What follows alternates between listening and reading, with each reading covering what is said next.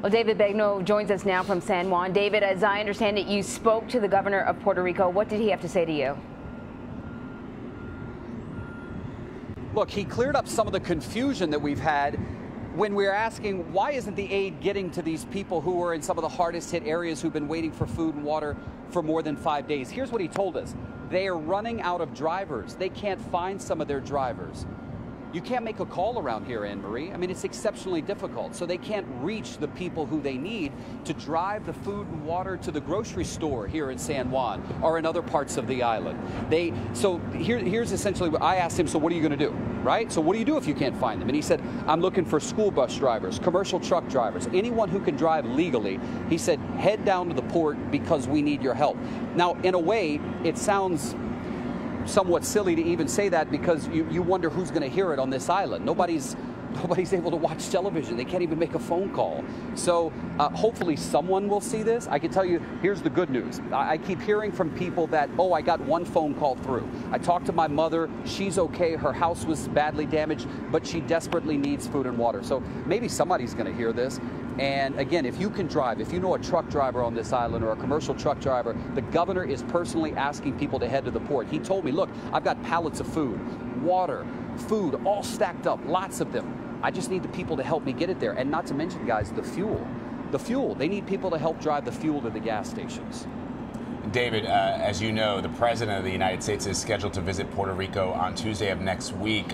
What is the governor's reaction to the anticipation of President Trump coming to Puerto Rico? The governor has been consistent in complimenting President Trump for the work the president is doing. But I said to the governor, compliments aside, people, Puerto Ricans, their relatives on the mainland are watching what's happening and saying it's not happening fast enough. So what else can you do? What else can you do? And at one point I said to the governor, listen, take off your politician hat and talk to me as the human being with empathy that I've seen him be on this island. I've seen the empathy from the governor, and he said, it's not happening fast enough. It's not good enough. We need to do more. Look, he's the governor, but at the end of the day, it's FEMA that's bringing in all the relief supplies and really all the resources, the powerhouse resources that are needed. I talked to the man from FEMA yesterday, and you just heard him. He said, listen, we're going to publish those photos and those videos to show people. This is not about just us trying to have it for a story. It's about us being able to tell people who keep messaging me, 50 to 75 people by the minute, who are saying, I'm not convinced that enough is being done. Where is the proof? So FEMA told us they were going to take us out today and allow us to follow them around to highlight the work that FEMA's doing. We were supposed to do that today, but they sent a message about an hour ago and said, nope, not going to happen today. We'll try again Wednesday. So things definitely look pretty bad in San Juan. The situation at the hospital looks just heartbreaking. What about the rest of the island? FEMA wouldn't let you go out. What do you know about how they're getting supplies and what the conditions are in the other parts of the island?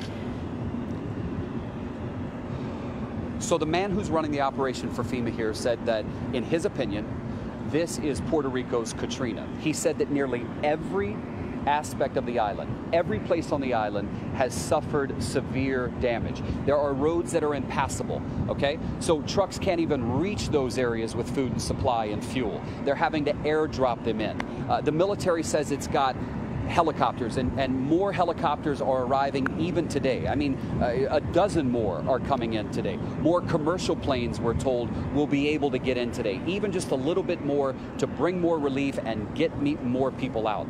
But listen, it's not that we don't want to go out to those areas of the island to show you. We can't get a signal. We can't broadcast from there. So the only place that we can stand and tell you what's going on here at Ground Zero is here in San Juan. That's why we're here. But some of the hardest hit areas are in the most rural parts of the island, where they have no connection, where the mayors are having to use satellite phones to connect with the government.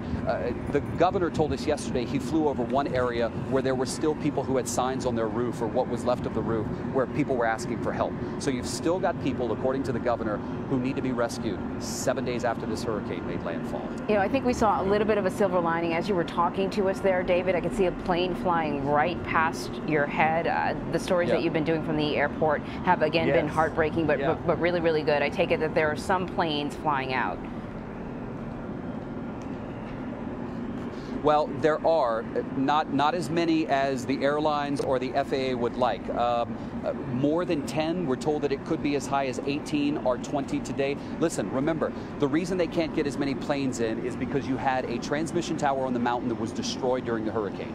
So the FAA literally came here and hired a pilot that we had been using, and they said, listen, we need you, okay? So the pilot was taking the FAA guys to the top of the mountain. They were landing in sort of a precarious place and putting up a replacement tower. That tower is needed to reestablish the radar, because those commercial airliners that are coming in aren't able to really communicate with air traffic control until they get, you know, within 15 to 18,000 feet. So they need the radar to be back operational to get more planes in. Anne-Marie, I want to follow up on the hospital that you talked about.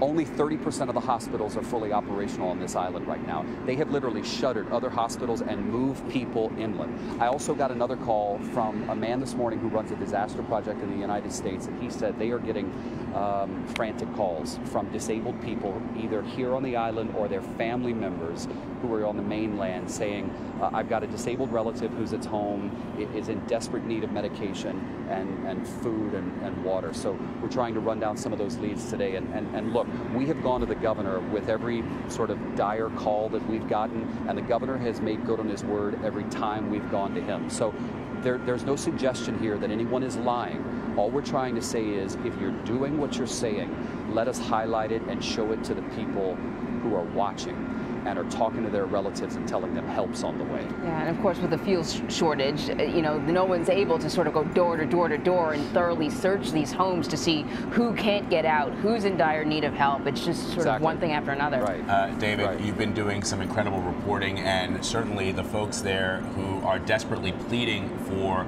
resources, for help, I'm sure they appreciate your efforts. It is important because sometimes people forget, and there's reporting in the New York Times, David, I'm sure you've seen this, that most Americans do not realize that the folks in Puerto Rico are American citizens, and it's critical and important that we relay that message time and time again. David Begnaud in San Juan for us. David, as always, thank you.